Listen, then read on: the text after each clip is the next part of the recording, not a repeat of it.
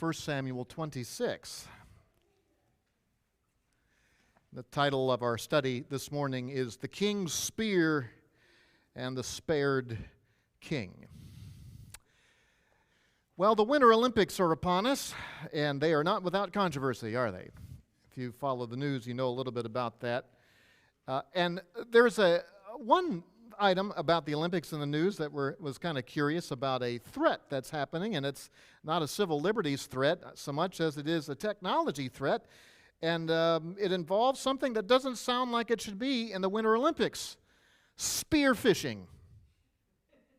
Now, not the kind of javelin throwing you get in the summer, but the more digital kind of fishing, where they're targeted efforts to steal people's personal identity. So they're warning all of the athletes and the coaches and the teams who are there in Beijing to be extra vigilant with their phones and their computers, because it's public knowledge who is there, and so there's all of these phishing scams to try to get information. And some of you have fallen prey to spams and scams like that, and you know it can be a real pain to deal with that when your identity gets stolen. It normally doesn't result in death, but it is a painful piercing of your private security. Well, the passage we're in today in 1 Samuel 26 involves a piercing and a spear and a piercing of private security, but it is much more pointy and the deadly kind of spear that's going to be talked about in this story. As the story of David sparing Saul's life one more time is told, we're going to see a flipping of expectations, because it starts with Saul hunting David down like some kind of a wild animal in the countryside, and yet in the end, it's David who holds the spear. David is once again tempted to kill Saul and be done with his troubles, but instead of spearing him, he spares him. What we're going to learn from this story today and next week is that David's second sparing of Saul shows how we can trust God to turn things aright without our doing things wrong. I'd like us to read at this point verses 1 to 12 of chapter 26. There's more to the story we'll continue in next week, but verse 1 of chapter 26 says, Then the Ziphites came to Saul at Gibeah, saying, Is not David hiding in the hill of Hachilah, which is before Jeshimon? So Saul arose and went down to the wilderness of Ziph, having with him 3,000 chosen men of Israel, to search for David in the wilderness of Ziph. Saul camped in the hill of Hachilah, which is before Jeshimon, beside the road. And David was staying in the wilderness. And when he saw that Saul came after him in the wilderness, David sent out spies, and he knew that Saul was definitely coming. David then arose and came to the place where Saul had encamped. And David saw the place where Saul lay, and Abner the son of Ner, the commander of his army. And Saul was lying in the circle of the camp, and the people were camped around him. Then David said to Ahimelech the Hittite and to Abishai the son of Zeruiah, Joab's brother, saying, Who will go down with me to Saul in the camp? And Abishai said, I will go down with you. So David and Abishai came to the people by night, and behold, Saul lay sleeping inside the circle of the camp with his spear stuck in the ground at his head. And Abner and the people were lying around him. Then Abishai said to him, Today God has delivered your enemy into your hand. Now therefore, please, let me strike him with a spear to the ground with one stroke. I will not strike him twice. But David said to Abishai, Do not destroy him. For who can stretch out his hand against the Lord's anointed and be without guilt? David also said, As the Lord lives, surely the Lord will strike him. Or his day will come that he dies. Or he will go down into battle and perish. The Lord forbid that I should stretch out my hand against the Lord's anointed. But now please, take the spear that is at his head and the jug of water, and let us go. So David took the spear and the jug of water from beside Saul's head, and they went away. But no one saw it or knew it, nor did anyone awake, for they were all asleep. because a sound sleep from the Lord had fallen on them. This is the third of three stories about David sparing life. In chapter 24, he spared Saul's life in the cave. In chapter 25, he was counseled to spare Nabal's life at Carmel, and here he is in the wilderness sparing Saul's life again. The author of these stories is led by the Spirit to stress how David is really the one who is fit to be the wise ruler of Israel, and to underline the fact that he did not come to the throne by means of some bloody coup. And this text teaches us as well that, like David, we can wait on God to make wrongs right and not take matters into our own hands. Here's a preview of what we'll see in this chapter, and we'll make it through only two of these points this morning. We'll see, firstly, Saul's deadly hunt for innocent David, and then David's stealthy move on sleeping Saul. Next week, we'll see David's surprise call to Saul's guards. And finally, Saul's last words on David's future. Come with me to verses 1 to 5, where we see the first of these movements of the story, Saul's deadly hunt for innocent David. These first 5 verses have a lot of coming and going with them. In fact, the subjects of the sentences alternate between something that Saul does and something that, well, first the Ziphites, and then Saul, and then David, and then Saul, and then David, and Saul, and David. It switches back and forth about 6 times. But near the end of these verses, the order switches. It's David doing things, and then Saul, as the tables start to turn. Verse 1 starts off with what we could call evil intelligence. Verse 1, then the Ziphites came to Saul at Gibeah, saying, is not David hiding in the hill of Hachilah, which is before Jeshimon? Now, if you've been with us in this series, some of these hard-to-say names might sound a little familiar, and that's because they're mentioned in chapters 23 and 24. Saul is back at his capital at Gibeah, there in the north, and 25 miles to the south is the town of Ziph and the surrounding wilderness around it. The people of Ziph have traveled all the way up to the capital, going up the ridge route to get there, and have snitched on David again. Hachilah was an area mentioned in chapter 23, verse 19, where David was hiding for a time. It mentions that there were strongholds in this place, natural caves that had been reinforced for different purposes. And this hill of Hachilah is next to or facing Jeshimon, which is a word that basically means wasteland. So you've got hill country giving way to vast open desert. The Ziphites did this to David before, and I want you to look back with me in chapter 23, verse 14, where it's mentioned. David stayed in the wilderness, in the strongholds, and remained in the hill country in the wilderness of Ziph. And Saul sought him every day, but God did not deliver him into his hand. And we look now at verse 19. Then Ziphites came up to Saul at Gibeah, saying, is David not hiding with us in the strongholds at Horesh on the hill of Hachilah, which is on the south of Jeshimon? And then they appealed to him with very flowery language, come down and deal with your enemy. Get rid of him. Well, here in chapter 26, they rat him out again. And this is so painfully ironic because what tribe is David from? He's from the tribe of Judah. What tribe are the Ziphites from? They're the tribe of Judah. You would think these people, of anybody in the nation of Israel, would be friendly towards him, but they're siding with the corrupt king. They're loyalists to Saul.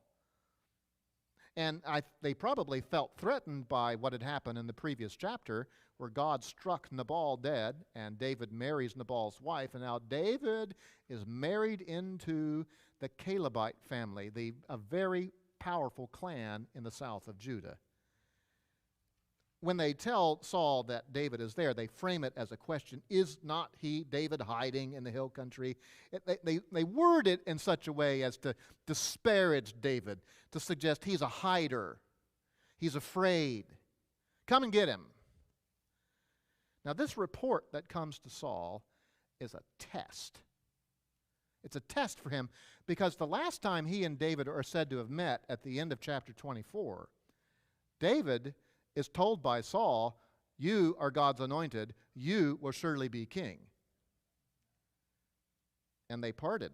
And it seemed like that was going to be the end of their hostilities. Here's a test. Now, the previous chapter ended with a hint that there was still trouble. The previous chapter ended by almost like the side comment. Now, Saul had given David's wife, Michal, away to someone else. It's a hint. Trouble is still there. This story is going to present David with a test, too. He gets a report about what's being done, where Saul is, and he has the opportunity to sin to get what he wants. And in these two tests, Saul will fail and David will pass. The temptations that you and I face are tests. They're tests. And the test is, will we trust and obey God and do what is right? Or do what we think is best, what feels best, what suits us best, what might be easier and have less friction? Will we sin to do what pleases us? And you know, the more power, position, and privilege you have, the greater the tests are. Because you have this feeling that you can get away with more because of the position that you're in. All of us need to remember, even those of us who have a lot of authority, a lot of potential to do things our own way, that the ultimate power belongs to God. And there is no getting past Him. Our power and our privilege is borrowed, and it does not allow us to get away with anything. So here is the evil intelligence that comes to Saul and gives him a test that he will fail. Here is a picture, by the way, of what this wilderness country of Hachilah and the wilderness of Ziph is like. We see Saul coming down in verses 2 through 5 and setting up camp. The king's camp is set up, and particularly we see him encamped in the country in verses 2 and 3. Look at those verses again with me.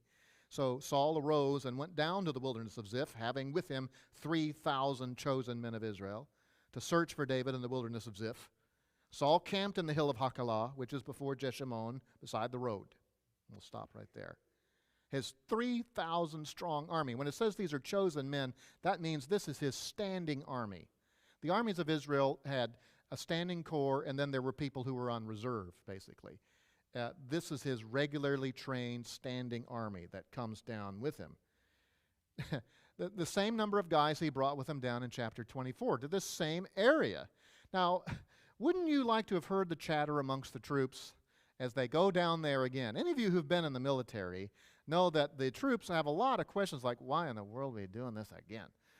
Has anyone said anything to them about, those upper people, that maybe we shouldn't be doing this, that this is a fool, this didn't work out well last time? I can only imagine what the chatter might have been. The text repeatedly mentions where they're going, the wilderness of Ziph. It's mentioned like 3 times in a few verses. The Ziphites were a large clan who lived in a fairly desolate region. It wasn't like the Sahara, but this is no particularly fertile area. The wilderness of Ziph. Twice David gets in trouble down here. It's more like the wilderness of Zap for him. They're after him again. It said there in verse 2, look at the wording, Saul arose and went down. Maybe that sounds a little funny to you in English. He rose and went down. But that's a Hebrew idiom that means he did it quickly. He was swift to pull his troops down the road into the south. Don't miss the significance of that. Because the last time the Ziphites ratted out David in chapter 23, Saul was kind of hesitant to go down there. And so he told them in chapter 23, verses 22 to 23, the paraphrase is, okay, well, you guys go down there, you search for him, and you let me know when you find him. And we'll kind of slowly make our way down, and then once we get the intelligence, we'll go after him wherever we need to go. But now, Saul, there's no more wait for more intel. It's get down there as fast as he can. What happened to the peace at the end of chapter 24? What happened to the confession that you are God's man? You're going to be the next king. Where did all that go? I mean, we marvel at Saul's folly, don't we? Hasn't he learned? You know, I guess a lot has changed since the end of chapter 24. Samuel has died. Nabal has died. David has married into a very powerful family. All of that's changed. And one thing that has not changed is Saul's heart. So even though he is full of pious-sounding words, there was no corresponding change within his heart. And it is a caution, a warning to all of us about change. The change of life is not just a matter of saying the right things. It's a matter of internal transformation that only the gospel of Christ can produce in us. And Saul knew nothing of that transforming power at this point in his life. It's a great illustration, too, about how sin makes us stupid. Stupid. Now, remember the previous chapter, the guy Nabal whose name rhymed with the word for fool? It was a long, long chapter about how David finally ended up God dealt with a fool. And now you get to this chapter and David is dealing with another kind of fool. In fact, Saul will even call himself that at the end of this chapter. Look with me, chapter 26, verse 21.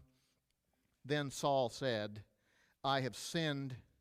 Return, my son David, for I will not harm you again, because my life is precious in your sight this day. Behold, I have played the fool and committed a serious error. We need to be reminded often of the stupefying effects of sin. Sin, when we indulge in it, when we entertain it, it makes us stupid. Sometimes we think when we sin that we're being clever or sophisticated. But what it really does is fashion us into fools. Back here in verse 3, as Saul sets up camp, the contingency of his troops sets up. They bivouac there, and I'm sure Saul has sent out some spies to try to find where he is. And they situate themselves along Mount Hachilah, alongside the road facing the wilderness. They haven't found David, but David has found them. And in the middle of this verse, the tables start to turn. The subject line starts to lead off when David and David and David did such and such. We're told in the middle of verse 3, and David was staying in the wilderness. When he saw that Saul came after him into the wilderness, David sent out spies, and he knew that Saul was definitely coming. David gets some intelligence, counterintelligence. He sends out spies to confirm that it is actually Saul himself and not some other troop movement that's been misreported. And from this point on, David will become the pursuer. It's ironic in chapter 23 when Saul first heard the word from the Ziphites. He told them, now you get out your spies and you tell me of a certainty that he's there. And that's exactly what David does here. He learned that Saul certainly was there. Oh, the tables have turned. One commentator has said that David is here depicted as a careful strategist, in contrast to Saul, who simply accepts the Ziphites' rumor and rushes into battle. Now, what David finds is that Saul and his men are encircled for safety. So they thought. Verse 5, David then arose and came to the place where Saul had camped. And David saw the place where Saul lay, and Abner, the son of Ner, the commander of his army. And Saul was lying in the circle of the camp, and the people were camped around him. It seems that David uses his knowledge of the topography of the hill that they're at and the dark of night to get as clear of a glimpse as he can. There would be torch lights burning and some visibility. It's interesting, the last time David and Saul met was in the dark of a cave. And now this next time they meet is in the dark of night. David seems to be sneaking around to get as much intel as he can. It reminds me of the story of Gideon, who snuck into the camp of the Midianites in Judges 7 to find out what the enemy was planning. He wasn't planning to attack at that moment, but to find out as much as he could. Well, this mission of David's is a very fruitful reconnaissance mission. He gets exact coordinates. He sees who is advising Saul at the moment, his chief of command, who's also his uncle, Abner. He sees the layout of the camp and even how things are circled around. This word circle refers to something like a ring of wagons. So here's the very center of the camp, and the royal command is put there, possibly reinforced by trenches or snares and traps. But despite their being well encamped along a mountain, alongside a strategic road, with a strategic inner camp, David is able to sneak right into the middle of it. We'll learn later that David's ability to evade 3,000 men wasn't just he was sneaky, but God was at work. God was enabling something even beyond what his good natural abilities would allow. It also underscores the fact that Saul's guards are a joke. In fact, this is something that David will do in the middle of this chapter. He's going to taunt Abner. What kind of a security guard are you? Look at what I got. Night was the most vulnerable time for an encamped army. This is when the most vigilance needs to be set up in terms of a guard. But Saul has only the arm of flesh for his army. And the arm of flesh will fail you. Armies of flesh will fail you.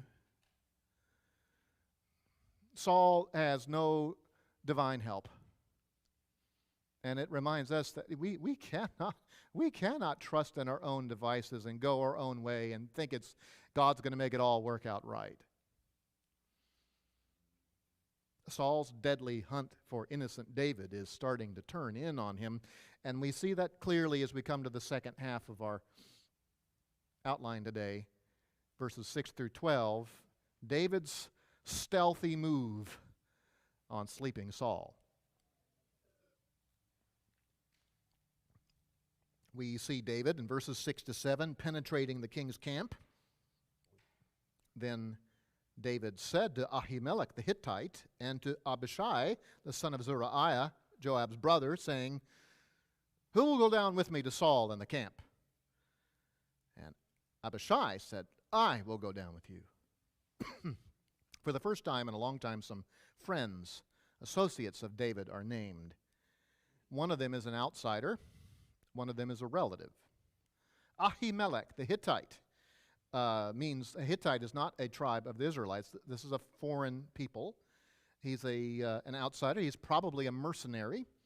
There are some other Hittites who will associate themselves with David. Remember the name of Bathsheba's first wife? Uriah the Hittite.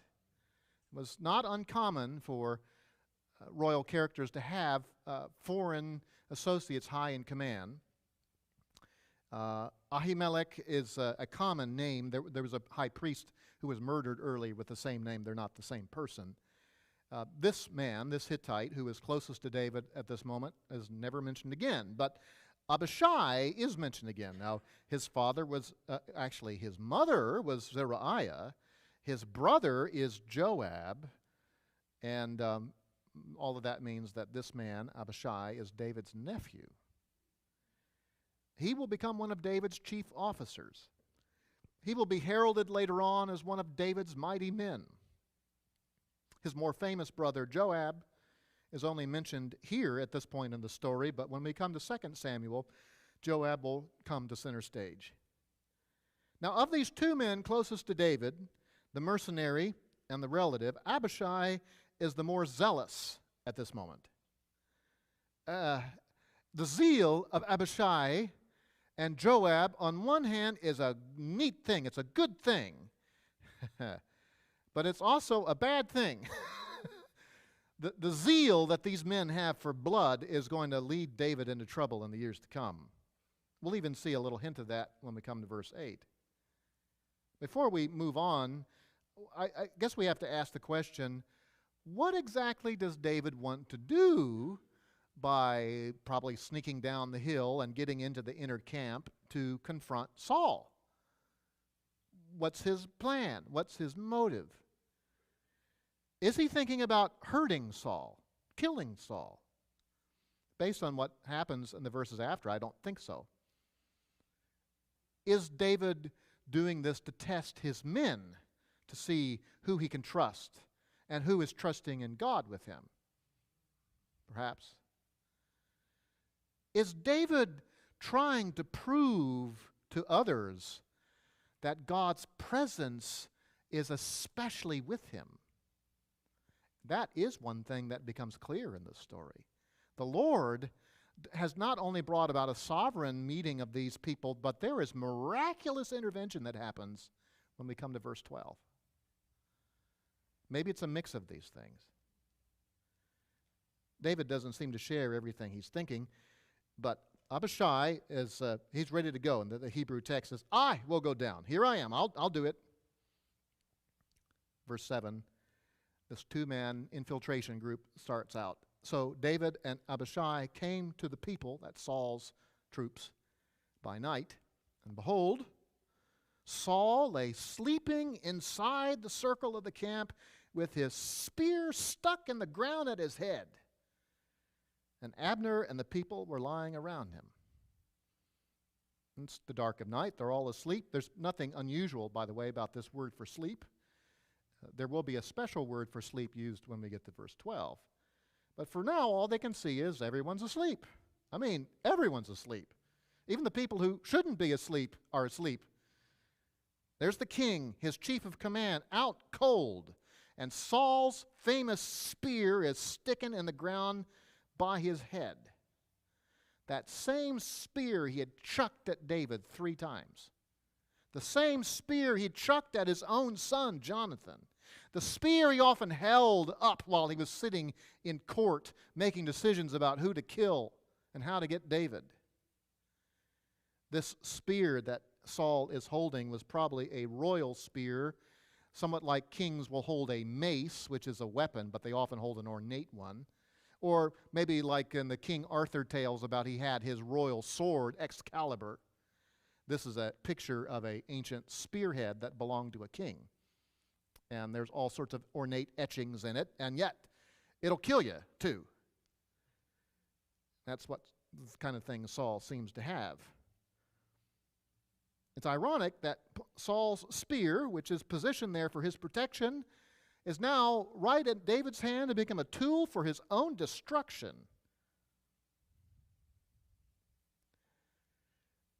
John Woodhouse comments, David knew that symbol of Saul's violent power well. It had whistled past his ears 3 times. But now it was not in Saul's hand. It was stuck in the ground beside his sleeping and therefore very vulnerable head. See Saul now trusting in all his might, 3,000 men, his chosen associate, and his trusty spear. But when we don't trust in the Lord, the things we trust in to protect us most can turn out to be boomerangs. Did you hear that? When we're not trusting in the Lord, when we're going our own way, doing our own things, we set up all sorts of protocols and safety measures to keep our way strong. The very things we trust in can turn back to bite us. Now, David is going to face renewed temptation here in verse 8. Saul was tempted in verse 1. David will be tempted here in verse 8. The verse says, Then Abishai said to David, Today, I don't know how loud this whisper is, God has delivered your enemy into your hand. Now therefore, please, let me strike him with a spear to the ground with 1 stroke, and I will not strike him the second time. Does this sound a little familiar? Doesn't this sound like what David's associates were saying to him in the cave in chapter 24, verse 4? God's given him into your hand. Now's the time to... Here's another person claiming to have insight into why God's providence had played out this way. In fact, Abishai's wording is even stronger than what David's unnamed associate said earlier, the word for delivered here is a very, very strong word, suggesting decisive action. God has truly given him into your hand. But the biggest difference in what Abishai says and what was said to David earlier is that Abishai offers to do the killing himself. You know, earlier David said, I'm not going to do it. And Abishai, well, then let me do it. Maybe he thinks that will alleviate David's troubled conscience. And he promises to do it right and do it quick. This is a variation on the temptation David had had before. You know, it is a temptation that God's people often face. It is a temptation like what Jesus faced with his overzealous disciples. Remember, even after the end of Jesus' ministry, before the crucifixion, Peter was ready to serve up sliced ears to advance the kingdom. And Jesus has to tell Peter, put away your sword. That's not the way of the kingdom. Now, what Abishai says is partly right. It is true that God had delivered Saul into David's hand. David says this in verse 23. Look at that briefly with me. Verse 23, the Lord will repay each man for his righteousness and his faithfulness, for the Lord delivered you into my hand today. But I refuse to stretch out my hand against the Lord's anointed. It was true. He was under David's power, but it is false to say that that's what David was supposed to do, to slay him. You see, what Abishai is doing is misinterpreting providence. And this is something that God's people are prone to do, misinterpreting providence. That is, God sovereignly bringing about events, and sometimes events come together and the options before us seem so tasty. And we think, well, surely God wants me to do this, even though you know from the Bible you ought not do that. Strike up a relationship, an illicit relationship, but God brought us together, you know. It is. I tell you, sin makes us stupid. Sometimes the rationales that people make for sinful relationships they start up are sinful choices on even lesser levels. It is amazing. Sometimes we mistake opportunity for permission. Sometimes we mistake appetite for authorization. Now, the Corinthians, for instance, some of them were reasoning, well, God made my body with certain desires, and when it comes to eating, I have a stomach and it gets hungry, so I eat. And therefore, I have sexual desires, so I need to satisfy that. Isn't that the way it is? I mean, God designed us this way. This is what they wrote to Paul. And this is part of the reason he writes 1 Corinthians, to say, no, no, that's not the way this works.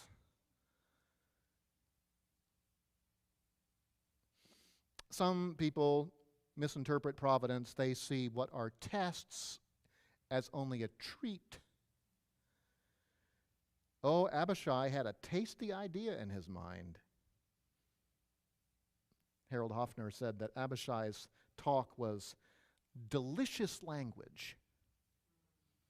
I'll strike him once. I won't need to do it twice. But Hoffner concludes, what is delicious need not and often should not be eaten. Didn't the serpent offer something delicious?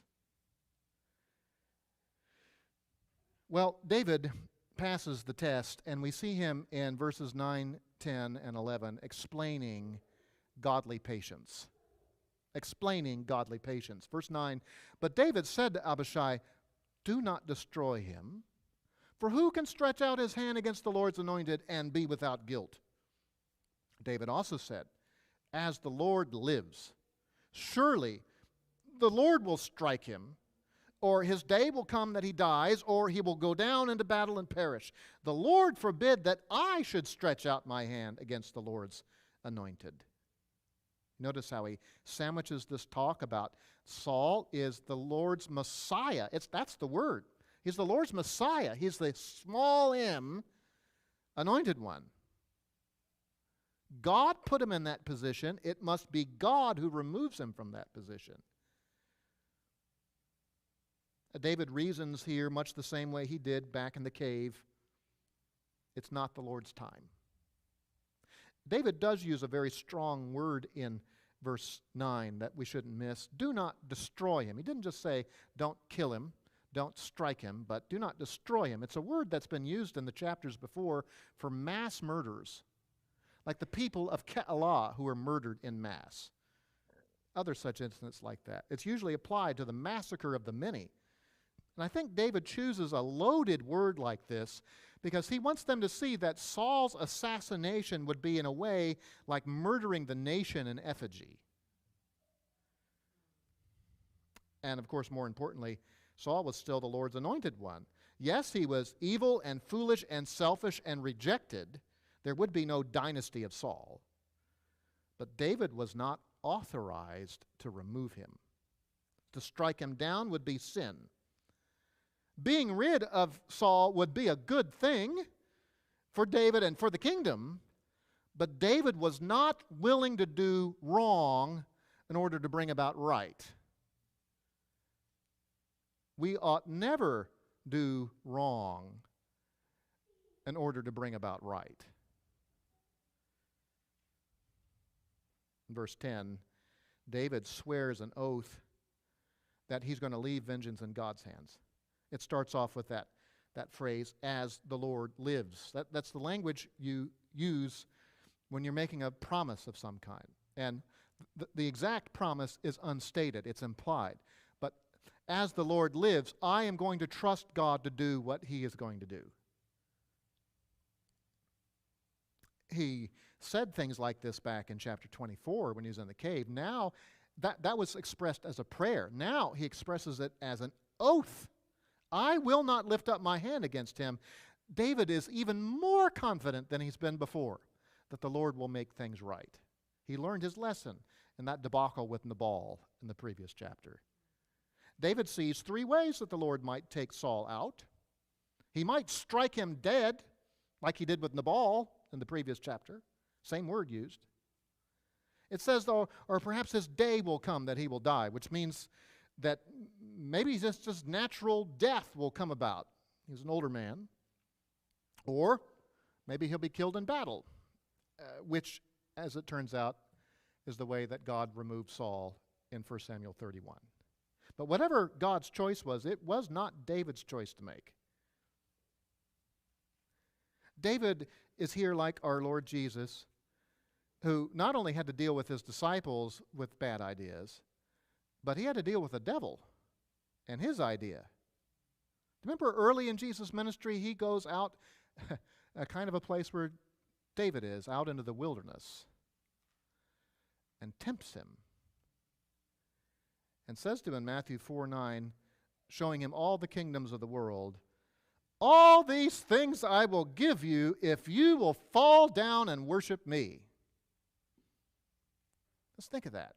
You get the kingdom without the cross.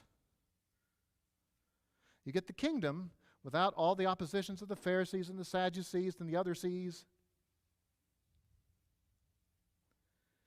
But Jesus knew that the easy way to the kingdom was not the Father's way.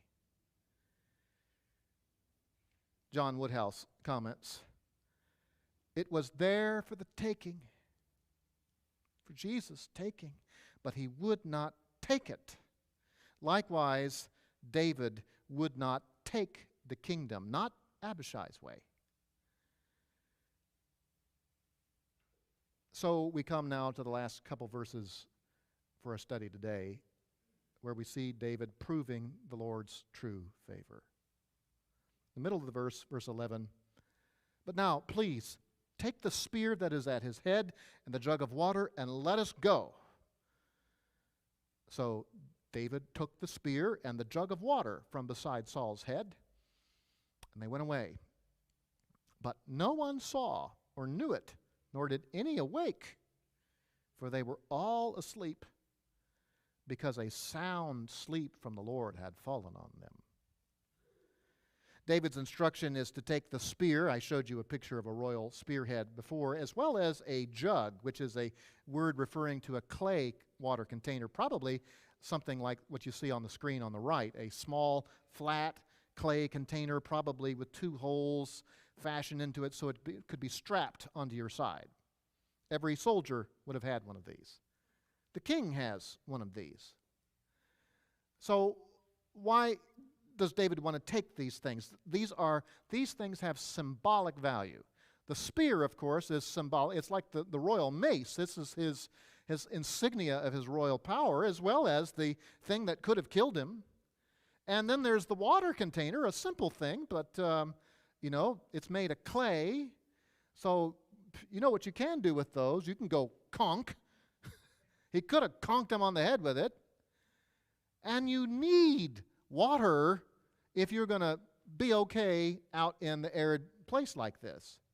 You go walking around Mojave without water bottles and tell me how your life is doing. Now, of course, Saul could get more water. He could get another weapon. But there's a symbolic value in what he's doing. One commentator puts it this way: depriving a man of his water and weapon in this region would have constituted a threat to his life. David therefore demonstrated how Saul's life was in his hands. Verse 12 tells us that David took it, which I take to mean that he had authorized Abishai to do it, and so it was as if David had done it. Likewise, if David had authorized Abishai to kill Saul, it would have been like David doing it. This is the talk of authority. And the verse ends with 3 references to the cluelessness of Saul's watch. No one saw anything, nobody knew anything, nobody woke up. And the reason that was true was not just that, David and Abishai were so sneaky. No, there was divine intervention. We're told that they had a sound sleep. Some of our versions have a deep sleep from the Lord. Now, that's not talking about what some of you might be tempted to do during a sermon. This is a special kind of condition that the Lord brings upon people in the Old Testament. It's the same word used to describe what God did to Adam when he took the rib out of him and fashioned Eve. It's the same word used to describe what happened to Abraham when the Lord gave him a vision of them making a covenant together. It's the same word used in Job on 2 occasions for people who in ancient days who received divine dreams of revelation. It's also used in the book of Isaiah as a word of judgment that will overcome those who don't know the Lord. A deep sleep. God's protection of David was not just a work of providence. There was providence that brought them together at this place, just as they'd been brought together in the cave before. There's more than providence. That is, the providence is the divine orchestrating of natural events. This is an outright miracle, direct divine intervention. It is a sign of God's presence with David and God's absence from Saul. Now, you and I are not promised to have daily miracles, and we don't need daily miracles to know that God is with us. God demonstrated his presence with David mostly through acts of providence. But the Word of God gives us exceedingly great and precious promises that he is with us. Our Lord Jesus, through his Spirit, is with us wherever we go. Whatever trouble we find ourselves in, whatever difficulties we face, whatever temptations we face, if we are his, he is with us. And the greatest of all evidences of God's power with his people is what he did with his Son and raising him up from the dead. And that resurrection power is alive and well within us. And we need to learn to walk with the God who is with us. And so we will learn, as David has learned in this second sparing of Saul, how we can trust God to turn things right without our turning towards the wrong. Next week we'll come back to this chapter and we'll see David's surprise call to the Saul's guards and Saul's last words on David's future. It's the last time Saul and David will speak. And Saul confesses who David is. Now, as we read about the rash proposal that Abishai gave to David, maybe we can see a little bit of ourselves. Determined to see God's kingdom advanced, we sometimes resort to doing it our way. Sometimes to get things done in a way that runs over people, or to get things done in a dishonest way, or to deal with people in unchristian ways, to deal with the world in unchristian ways. Jesus had disciples like that. Remember some of the names of his disciples? We know Simon Peter, that's the famous Simon, but there was the other Simon, Simon the Zealot, a man who probably held sympathies with Jewish patriots who plotted against Rome. People like that wanted Jesus to declare himself king and declare war on Rome, but Jesus knew that that sort of zealotry was ugly and harmful and not God's way. And I'll conclude with one quote from Tony Cartledge. David knew that it was better to trust the Lord to save him from Saul without taking Saul's life into his own hands, even though it might lead to more long years of exile and dangerous trials. Jesus knew that the kingdom as God envisioned it would not come through a military rebellion, but through the life and death of a trusting, suffering servant.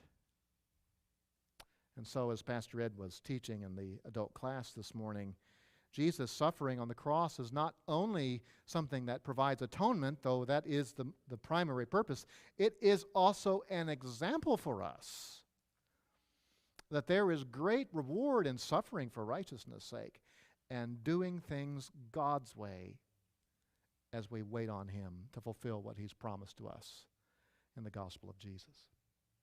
Lord, we are thankful for this story and the lessons it gives to us. May we not be like Saul, who is thick-headed and dull.